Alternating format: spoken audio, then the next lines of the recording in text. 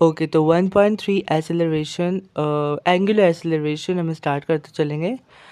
Using Newton second law we derive a formula for the acceleration of an object in a circular motion. वो equation जो हमने Newton के second law से drive की थी वो थी force is equals to mass multiply by acceleration, force is equals to ma।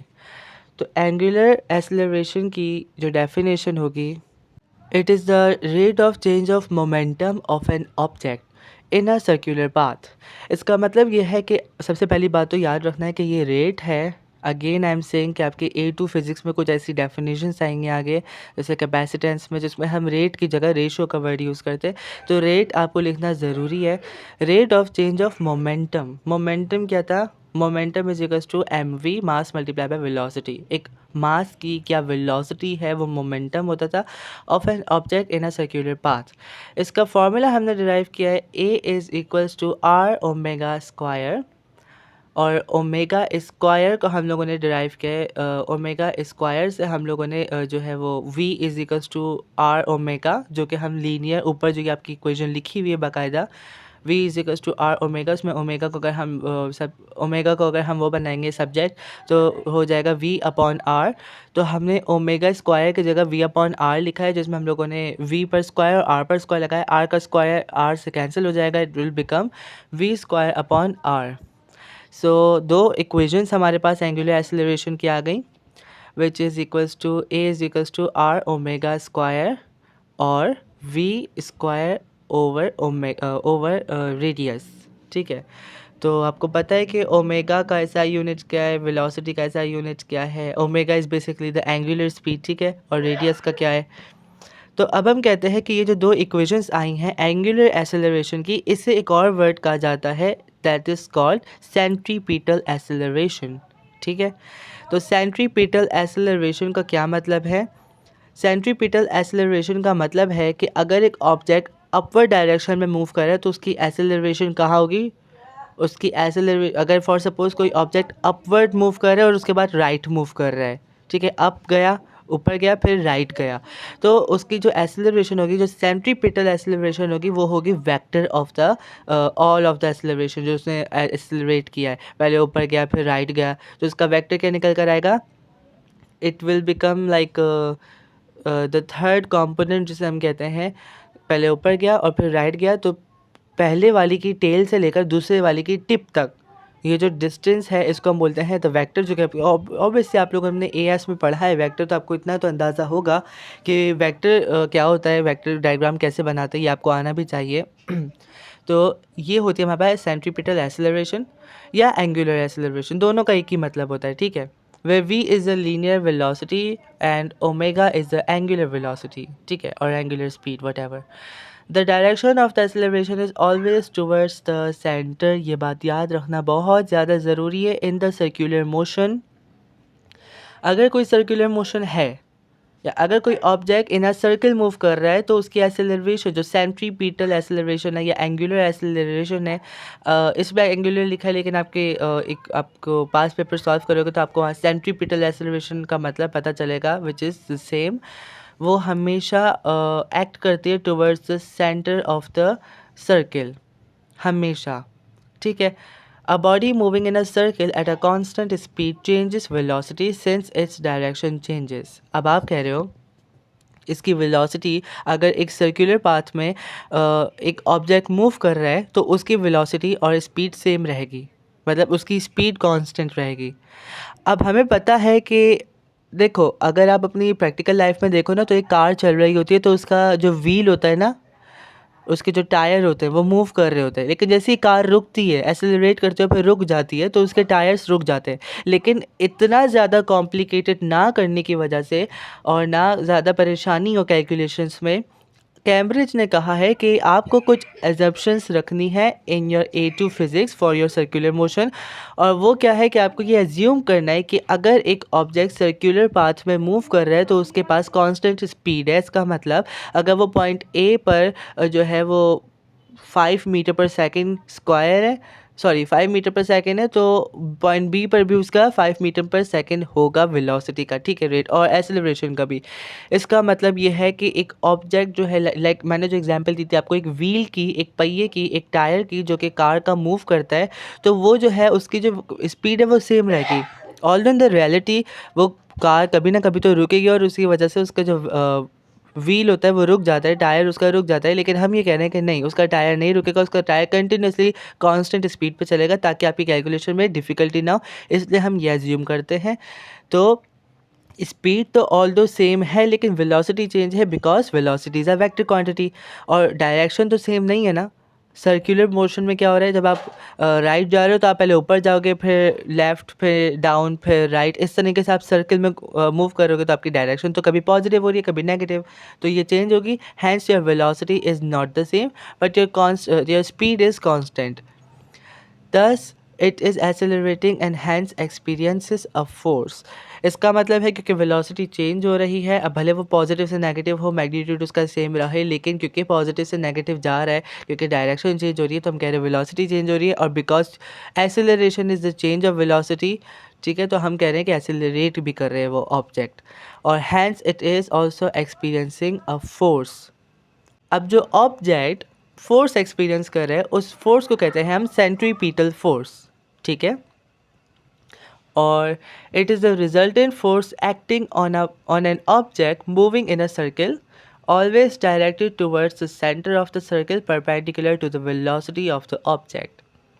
इसका मतलब ये है कि ये एक ऐसा रिजल्टेंट फोर्स है जो कि हमेशा एक्ट करे towards the centre of the circle, और ये बात याद रखनी है, सर्कुलर मोशन में हमेशा सेंट्रीपिटल एक्सेलरेशन और centripetal force towards the centre act करती है, ताकि ऑब्जेक्ट सर्कुलर मोशन में रहे, वो सर्कल में मूव करता रहे। ऐसा ना हो कि आप उसे मूव कर रहे हो और सर्कल से बाहर चला जाए ड्यू टू हाई स्पीड, नहीं, ऐसा कुछ नहीं होता, ठीक है। हम ये कह रहे हैं कि स्पीड भी कांस्टेंट है, वेलोसिटी की डायरेक्शन चेंज हो रही है, हैंस वेलोसिटी इज चेंजिंग, लेकिन उसका मैग्नीट्यूड स्टिल सेम है। और हम क्या कह रहे थे, okay, it is perpendicular to the velocity of the object. अगर वेलोसिटी अपवर्ड डायरेक्शन में मूव कर रही है, लाइक ऑब्जेक्ट जो है वो अपवर्ड डायरेक्शन में मूव कर रहा है, वेलोसिटी उसकी अपवर्ड डायरेक्शन में, तो जो सेंटर है, क्योंकि वेलोसिटी का हम लोगों ने जो लाइन ली है वो हम उसको कहते हैं बेसिकली टेंजेंट, ठीक है। तो ये आपने टेंजेंट या टेंजेंशियल वेलोसिटी में भी पढ़ा है, ठीक है। तो टेंजेंट जो लाइन बन रही है, जो कि सर्कल के बाहर होती है, लेकिन सर्कल के कॉर्नर को टच करते हैं, मतलब कॉर्नर तो नहीं होता, लेकिन सर्कल को टच करके मूव करती है, ठीक है, लेकिन उसके अंदर अंदर नहीं होती, सर्कल के बाहर होती है, ठीक है। आप पहली वीडियो से देख लीजिएगा, वैसे तो सर्कुलर स्ट्रक्चर, उसमें पर ये क्या होता है कि वो जो है वो परपेंडिकुलर होगा towards the direction of the velocity. इसका मतलब है कि सेंटर से वो लाइन खींचेगी towards the end of the circle, और कहाँ पर, जहाँ ऑब्जेक्ट मौजूद होगा which is having a proper velocity direction, ठीक है। और ये तो डेफिनेशन है बेसिकली जो आपको याद करनी है, और इतना कुछ मतलब है नहीं, डिफ़िकल्ट तो कुछ नहीं है, खैर। सो अब हमने फोर्स का जो इक्वेशन निकाली है, वो भी फोर्स की दो इक्वेशन है, and quite to be honest, centripetal acceleration और सेंट्रीपिटल फोर्स में सिर्फ एक चीज़ का डिफरेंस है, मास का। फोर्स पे आप मास को भी ले रहे हो, एक्सेलरेशन में आप मास को निगलेक्ट कर रहे हो, लाइक मास वहाँ पर नहीं एग्जिस्ट कर रहा। हम लोगों ने एक्सेलरेशन का भी पढ़ा था, centripetal acceleration is equals to r omega square, या फिर वी स्क्वायर ओवर रेडियस, लेकिन यहाँ पर फोर्स का फॉर्मूला है m v square over radius और एम आर ओमेगा स्क्वायर। तो आपने यहाँ पर एम यानी मास को इंट्रोड्यूस किया है, दैट्स ऑल, ओके, कोई मुश्किल नहीं है इसमें। The centripetal force itself is not a force, but other forces need to act as it, and in different cases। इसका मतलब यह है कि centripetal force itself is not a force, ये कोई ऐसी force नहीं है, ठीक है, लेकिन ये वो force है जो कि opposite force को balance करती है। जब आप पास ये क्वेश्चन सॉल्व करोगे तो आपको ये ज़्यादा पता चलेगा कि ये स्टेटमेंट क्या लिखी हुई है। The examples of it are as follows, ठीक है। A curved plane uses the horizontal component as its centripetal force। अगर एक curved plane है, ठीक है, आप इसको incline भी कहते थे, ठीक है, incline या curved plane है, तो उसकी जो हॉरिजॉन्टल कंपोनेंट, क्योंकि ऑब्वियसली अब क्योंकि वो कर्व्ड है, तो हम लोगों ने फिजिक्स से पढ़ा था कि कोई भी चीज़ इस तरीके से कर्व्ड होगी या इंक्लाइंड होगी तो हम उसका हॉरिजॉन्टल एंड वर्टिकल कंपोनेंट निकालते हैं। तो यहाँ एक्सप्लेन किया हुआ है कि भाई vertical component sorry horizontal component जो है वो उसकी सेंट्रीपिटल फोर्स है। तो ये उसकी एक्चुअल फोर्स तो नहीं हुई ना, ठीक है। A rotating pendulum uses its weight and the tension of the spring as, अच्छा इसका क्या मतलब है, एक पेंडुलम जो होता है उसका अपना एक मास होता है, उसका अपना एक वेट होता है। Due to the gravity m g is equals to weight, ठीक है। तो उसका कोई ना कोई वेट होगा, और वो पेंडुलम किस में लगा हुआ होता है, स्ट्रिंग पे लगा हुआ होता है या स्प्रिंग पे लगा हुआ होता है, वो के होती है उसके अंदर होती है टेंशन फोर्स, ठीक है, as a centripetal force at multiple position. इसका मतलब ये है कि सेंट्रीपिटल फोर्स वो फोर्स है जो कि कुछ ना कुछ फोर्स उसको अप्लाई कर रही होती है। Like in this case of pendulum, जो स्ट्रिंग पर जो वो लगी है फोर्स, जो कि धागे से हम लोगों ने एक पेंडुलम को बांधा है, तो वो जो रस्सी है या धागा है उस पर जो फोर्स पड़ रही है वो है टेंशन।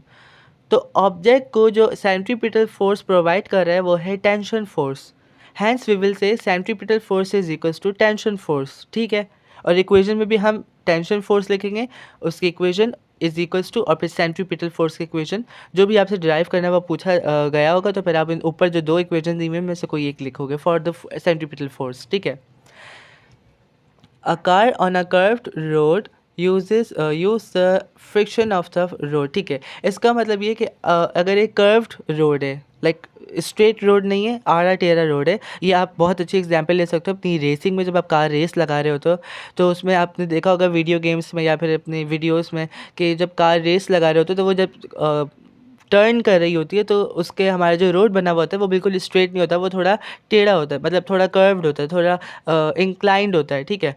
तो उसकी वजह से जो फोर्स है, क्योंकि अगर ऐसा होता तो कार तो हवा में उड़ जाती या रोड को तोड़ देती या क्रॉस करके हवा में उड़ जाती। तो वो कोई ना कोई ऐसी फोर्स है जो कि ऑब्जेक्ट कार को या किसी भी ऑब्जेक्ट को फोर्स करिए कि वो बीच में ही रहे, सर्कुलर मोशन में ही रहे, तो वो सेंट्रीपिटल फोर्स है। और वो इस केस में कौन सी फोर्स प्रोवाइड करिए, रोड पर कौन सी फोर्स होती है between the tyres and the road, या आप अपने न्यूटन्स लॉ में पढ़ के आए, दैट इज़ फ्रिक्शनल फोर्स।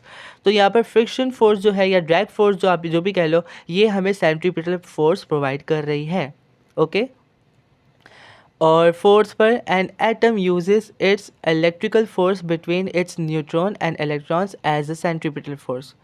जो अब आपको तो पता है कि एक एटम का स्ट्रक्चर क्या, उसमें इलेक्ट्रॉन्स इन द शेल या इन द ऑर्बिटल मूव कर रहे होते हैं, ठीक है, और न्यूट्रॉन्स इन द न्यूक्लियस होते हैं। तो न्यूट्रॉन तो फिक्स्ड होते हैं भाई, न्यूट्रॉन मूव नहीं करते, लेकिन इलेक्ट्रॉन्स मूव कर रहे होते हैं। तो इलेक्ट्रॉन्स मूव करके न्यूट्रॉन से दूर चले जाएं या हवा में उड़ जाएं या फिर दूर चले जाएं बहुत, ऐसा बिल्कुल भी पॉसिबल नहीं होता, because they are having some forces के न्यूट्रॉन और इलेक्ट्रॉन्स के बीच में कोई ऐसी फोर्स है जो अलाउ नहीं कर सकती इलेक्ट्रॉन को ताकि वो हवा में उड़ जाएं या दूर चले जाएं। वो सर्कुलर पाथ में मूव करते रहेंगे to with the constant speed due to the centripetal force, जो यहाँ पर इलेक्ट्रिक फोर्स है।